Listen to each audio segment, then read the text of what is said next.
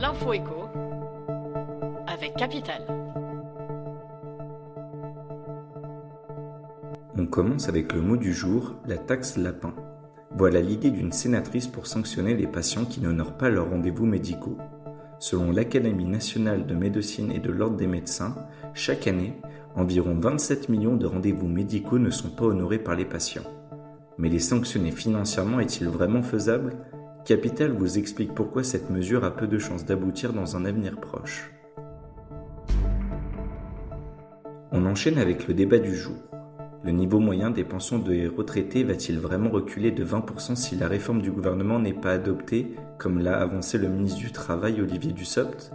La question est légèrement plus compliquée, car il est avant tout question du niveau de vie des retraités. Si aujourd'hui il est très légèrement supérieur à celui des actifs, il va très rapidement baisser, selon les économistes interrogés par Capital. Et la sombre perspective d'une baisse réelle ou nette des pensions n'est pas à écarter, avertissent-ils. On poursuit avec le chiffre du jour 102 000.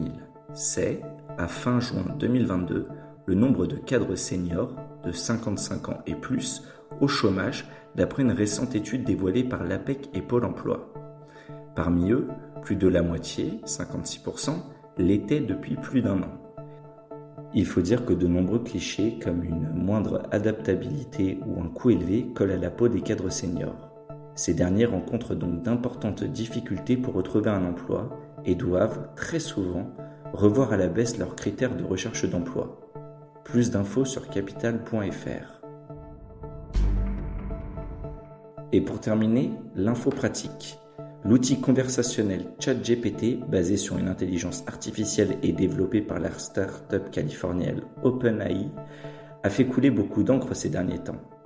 Et du côté de la bourse, les actions des sociétés cotées évoluant de près ou de loin sur cette thématique très porteuse des outils conversationnels font l'objet d'un véritable engouement des investisseurs.